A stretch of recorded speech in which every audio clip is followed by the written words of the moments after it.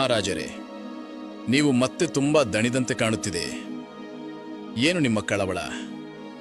ಮಂತ್ರಿಗಳೇ, ವರ್ಷಗಳ ವರ್ಷ ಆಡಳಿತ, ನ್ಯಾಯ, ಯುದ್ಧ, ಜನರ ಸಮಸ್ಯೆಗಳು ಎಲ್ಲವೂ ನನ್ನ ಮೇಲೆ ಬಂದಿದೆ.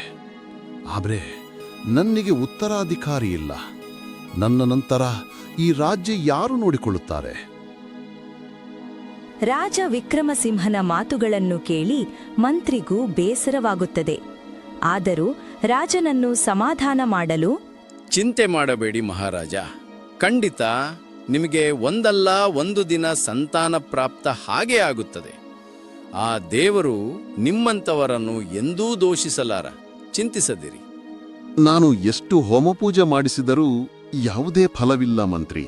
ಆದ್ದರಿಂದ ನಾನೊಂದು ಅಂತಿಮ ನಿರ್ಧಾರಕ್ಕೆ ಬಂದಿರುವೆ. ಏನದು ಮಹಾರಾಜ?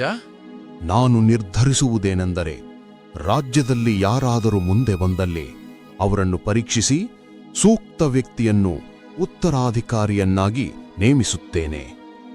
ಯಾರಾದರೂ ತನ್ನ ಪರೀಕ್ಷೆಯನ್ನು ಕಪಟತನದಿಂದ ಗೆಲ್ಲಲು ಬಂದಲ್ಲಿ ಅವರಿಗೆ ದೇಶಗಡಿ ಪಾಲು ಮಾಡುವುದಾಗಿ ಸೂಚನೆ. ಹಾಗೇ ಆಗಲಿ ಮಹಾರಾಜ. ನಿಮ್ಮ ಸೂಚನೆಯನ್ನು ಮುಂಜಾನೆ ಊರಿನವರಿಗೆಲ್ಲ ತಲುಪುವಂತೆ ನೋಡಿಕೊಳ್ಳುತ್ತೇನೆ.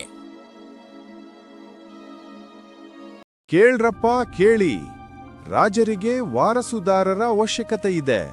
ಯೋಗ್ಯವೆಂದು ಭಾವಿಸಿದವರು ಅರಮನೆಯ ಬಳಿ ಬನ್ನಿ. ಇದನ್ನು ಕೇಳಿ ಆಸೆಯಿಂದ 3 ಯುವಕರು ಮುಂದೆ ಬರುತ್ತಾರೆ. ಅವರನ್ನು ಕರೆದುಕೊಂಡು ಸೇವಕ ಅರಮನೆಯ ಬಳಿ ಬರುತ್ತಾನೆ.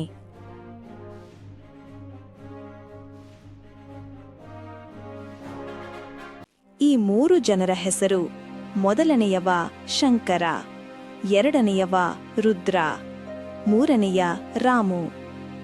ನಿಮಗೆ ಪರೀಕ್ಷೆ ಇಡುವ ಮುನ್ನ ನಾನು ನಿಮಗೊಂದು ಪ್ರಶ್ನೆ ಕೇಳಬೇಕು. ನೀವು ಯಾಕೆ ರಾಜನಾಗಬೇಕೆಂದು ಬಯಸುತ್ತಿದ್ದೀರಾ? ರಾಜನ ಪ್ರಶ್ನೆಗೆ ಒಬ್ಬೊಬ್ಬರಾಗಿ ಬಗೆ ಬಗೆಯ ಉತ್ತರಗಳನ್ನು ನೀಡತೊಡಗುತ್ತಾರೆ.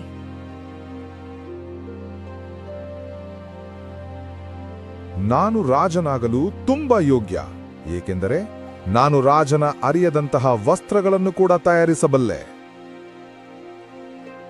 ಇವರಿಬ್ಬರಲ್ಲಿ ನಾನು ರಾಜನಾಗಲು ತುಂಬ ಯೋಗ್ಯ, ಏಕೆಂದರೆ ನಾನು ಹಣಕಾಸು ವಿಷಯಗಳಲ್ಲಿ ಹೊಣೆ ಹೊತ್ತುಕೊಳ್ಳಬಲ್ಲೆ. ಮೊದಲಿಗೆ ನನ್ನ ನಮಸ್ಕಾರಗಳು ಮಹಾರಾಜ. ನಾನು ಏನು ಮಾಡಬಲ್ಲೆ ಎಂಬುದು ನನಗೆ ಗೊತ್ತಿಲ್ಲ. ಆದರೆ ರಾಜನ ಸೇವೆಗೆ ನಿಷ್ಠೆಯಿಂದ ಇರಬಲ್ಲೆ. ಮಂತ್ರಿಯು ನಿಧಾನವಾಗಿ ಮೆಟ್ಟಿಲುಗಳನ್ನು ಹತ್ತಿಕೊಂಡು ಬಂದು ರಾಜನ ಕಿವಿಗೆ ಏನೋ ಗುಸುಗುಡುತ್ತಾನೆ. ತದನಂತರ ರಾಜ ಸೇವಕಿಯನ್ನು ಕರೆದು, ನಾನು ನಿನ್ನೆ ಇಟ್ಟಂತಹ 3 ಬೀಜಗಳನ್ನು ತಂದು ಒಬ್ಬೊಬ್ಬರಿಗೆ ಒಂದೊಂದಾಗಿ ನೀಡಿ. ಇದನ್ನು ಕೇಳಿ ಸೇವಕಿಯು ಸಸ್ಯದ ಬೀಜಗಳನ್ನು ತಂದು ಒಬ್ಬೊಬ್ಬರಿಗೆ ಒಂದೊಂದಾಗಿ ನೀಡುತ್ತಾಳೆ.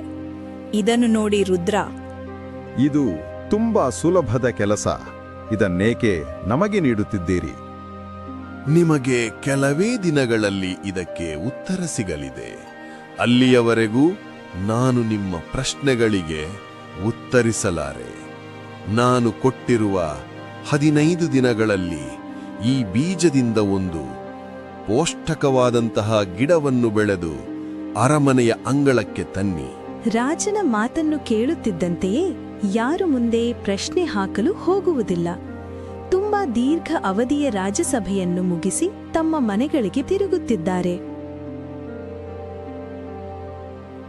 ರಾಜರು ಕೊಟ್ಟಂತಹ ಬೀಜಗಳನ್ನು ತಂದು ಮಣ್ಣು ಹಗೆದು ಬೀಜವನ್ನು ಹಾಕಿ ನೀರುಣಿಸುತ್ತಾನೆ ನಮ್ಮ ಶಂಕರ. ಆದರೆ ಮೊದಲನೆಯ 6 ದಿನದಲ್ಲಿ ಯಾವುದೇ ಬದಲಾವಣೆ ಕಾಣುವುದಿಲ್ಲ. ಅದೇ ರೀತಿ 10 ದಿನವೂ ಕಳೆದು ಹೋಗುತ್ತದೆ. ದಿನಗಳು ಕಳೆದು ಹೋಗುತ್ತವೆ.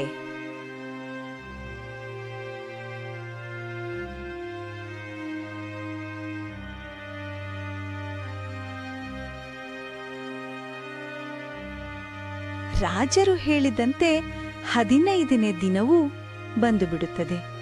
ರಾಮು ಮತ್ತು ರುದ್ರ ಹೂವಿನ ಕುಂಡಿಯನ್ನು ತಂದಿರುತ್ತಾರೆ. ಆದರೆ ಶಂಕರ ಖಾಲಿ ಹೂವಿನ ಕುಂಡಿಯಲ್ಲಿ ಆ ಸ್ಥಾನಕ್ಕೆ ಬಂದಿರುತ್ತಾರೆ. ಇದನ್ನು ನೋಡಿ ರಾಜ, ಶಂಕರ, ಯಾಕೆ ನೀನು ಖಾಲಿ ಕುಂಡಿಯನ್ನು ತಂದಿರುವೆ? ಹೌದು ಮಹಾರಾಜ, ನಾನು ಎಷ್ಟೇ ಫಲಭರಿತವಾದಂತಹ ಮಣ್ಣು, ಹೆಚ್ಚಿನದಾದಂತಹ ನೀರು ನೀಡಿದರೂ ಈ ಬೀಜ ಮೊಳಕೆ ಹೊಡೆಯಲೇ ಇಲ್ಲ. ಅದಕ್ಕೆ ನಾನು ಖಾಲಿಯನ್ನೇ ತಂದಿದ್ದೇನೆ ಮಹಾರಾಜ. ಇದನ್ನು ಕೇಳಿ ರಾಜನಿಗೆ ಎಲ್ಲಿಲ್ಲದೋ ಸಂತೋಷವಾಗುತ್ತದೆ. ಏಕೆಂದರೆ ರಾಜನು ಕೊಟ್ಟಂತಹ ಬೀಜಗಳು ಮೊದಲೇ ಕುದಿಯುವ ನೀರಿನಲ್ಲಿ ಬೇಯಿಸಿ ತದನಂತರ ಅವರೊಬ್ಬರಿಗೂ ಹಂಚಿರುತ್ತಾರೆ. ಏಕೆಂದರೆ ಆ ಬೀಜದಲ್ಲಿರುವಂತಹ ಪೌಷ್ಟಿಕಾಂಶ ಎಲ್ಲವೂ ಹೋಗಿಬಿಟ್ಟಿರುತ್ತದೆ. ಇದನ್ನು ತಿಳಿಯದೆ ರಾಮ ಮತ್ತು ರುದ್ರ ಬೇರೆ ಹೂಕುಂಡಿಯನ್ನು ತಂದು ಇದು ತಾವೇ ಬೆಳೆಸಿದ್ದು ಎಂದು ಸುಳ್ಳು ಹೇಳಿರುತ್ತಾರೆ. ಆದರೆ ಶಂಕರನ ಪ್ರಾಮಾಣಿಕತೆಯನ್ನು ಕೊನೆಗೆ ನಿಷ್ಠಾವಂತ ಶಂಕರನನ್ನು ರಾಜನನ್ನಾಗಿ ಮಾಡಬೇಕೆಂದು ನಿರ್ಧಾರವಾಗುತ್ತದೆ ಹಾಗೂ ರಾಮ ಮತ್ತು ರುದ್ರನನ್ನು ಗಡಿಪಾಲು ಮಾಡಲಾಗುತ್ತದೆ. ಈ ವಿಡಿಯೋ ನಿಮಗೆ ಇಷ್ಟವಾಗಿದೆ ಎಂದು ಭಾವಿಸುತ್ತೇನೆ.